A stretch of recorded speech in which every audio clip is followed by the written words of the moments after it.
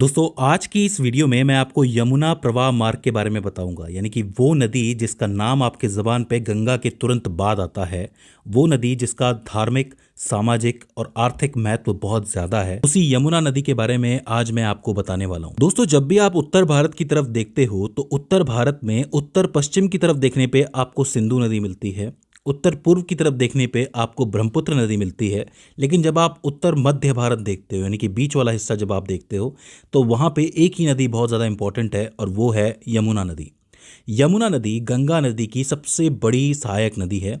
सबसे बड़ी से मेरा मतलब ये है कि यमुना नदी की लंबाई तकरीबन 1376 किलोमीटर है, 1376 किलोमीटर। वहीं गंगा नदी की भारत में लंबाई 2525 किलोमीटर है। तो इस हिसाब से देखा जाए तो यमुना काफ़ी सारा पानी लेके अपने साथ चलती है और गंगा के प्रवाह को प्रगाढ़ करती है, यानी कि बहुत बड़ा कर देती है। तो ये काफ़ी इंपॉर्टेंट नदी हो जाती है। अगर सबसे पहले बात यमुना जी के उद्गम स्थल की जाए तो देखिए उत्तराखंड राज्य में उत्तरकाशी जिला है, जहाँ पे कुछ पहाड़ियाँ हैं, बंदरपूछ पहाड़ियाँ। बंदरपूछ पहाड़ियों में कई सारी चोटियाँ हैं और कई सारे ग्लेशियर हैं। उन्हीं ग्लेशियर्स में एक ग्लेशियर है यमुनोत्री ग्लेशियर, जिसके पिघलने की वजह से यमुना नदी की शुरुआत होती है उत्तरकाशी से, यानी कि वो बहना शुरू करती है। तो इसका सोर्स क्या होता है, स्रोत क्या है पानी का? ग्लेशियर है। ठीक है, ग्लेशियर पिघलने की वजह से इस नदी के अंदर पानी आता है। ये जो जगह है जहां से यमुना नदी बहना शुरू होती है वो तकरीबन 6387 मीटर की ऊंचाई पर है। तो मतलब इसकी ऊंचाई अच्छी खासी है। तो जो प्रवाह होगा वो काफ़ी तेज होगा पानी का, मतलब ऊपर से नीचे पानी आएगा तो काफ़ी तेजी से नीचे आएगा। बात करें इसके प्रवाह की तो देखिए कुछ एक राज्यों में होकर के ये बहती है। उत्तराखंड में ये बहती है, इसके बाद हिमाचल प्रदेश को छूते हुए गुजरती है, इसके बाद हरियाणा जाती है, इसके बाद दिल्ली जाती है जो कि एक केंद्र शासित प्रदेश है। फाइनली यूपी के प्रयागराज में जाके ये गंगा नदी से मिल जाती है। लेकिन इस बीच एक खास बात यह है कि ये नदी मेनली भारत के कई राज्यों के बीच में सीमा का काम करती है। मतलब कई राज्यों की सीमा रेखा के रूप में ये नदी जानी जाती है, बांटती है। अब देखो मैं आपको बताऊंगा जैसे जैसे इसका रास्ता आगे चलता जाएगा।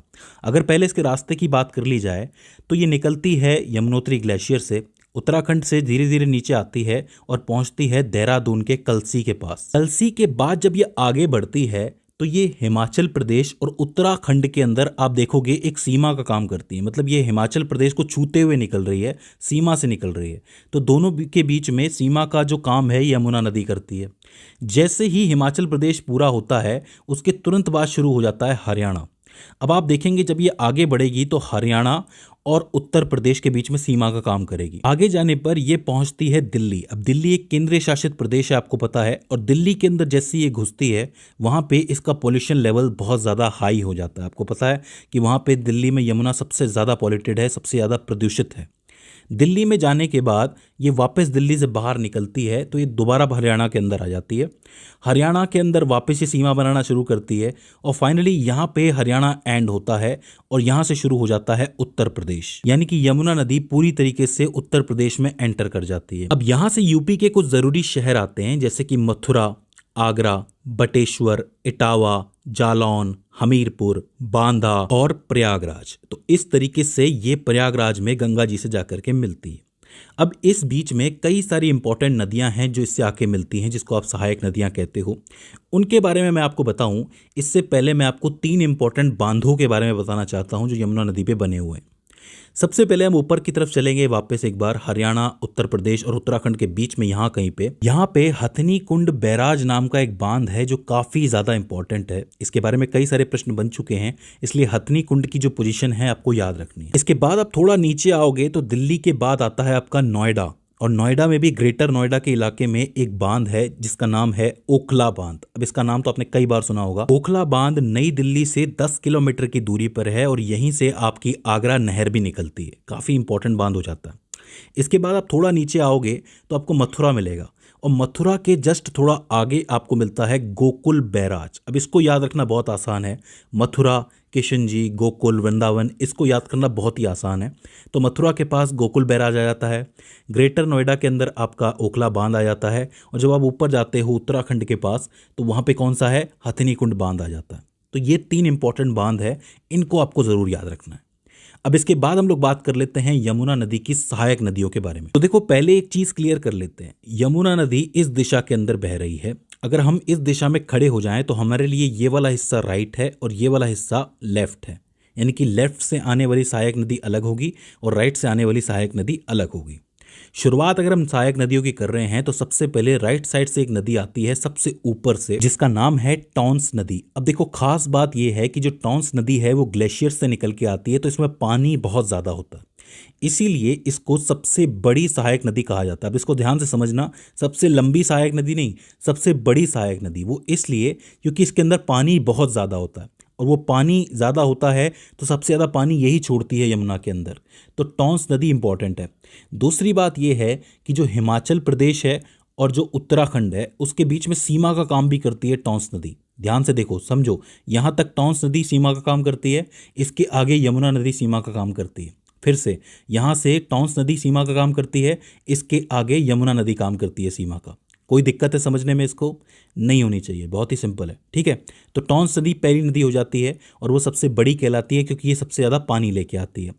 थोड़ा सा नीचे आप आते हो, जब आप थोड़ा और आगे आते हो तो दिल्ली जब आपका क्रॉस हो जाता है और नोएडा का इलाका आता है, तो नोएडा के इलाके के अंदर एक नदी आके मिलती है जिसका नाम है हिंडन नदी। हिंडन नदी एक लेफ्ट साइड की नदी है, लेफ्ट साइड से आने वाली नदी है। इससे सवाल बन जाता है तो इसको आपको याद रखना है।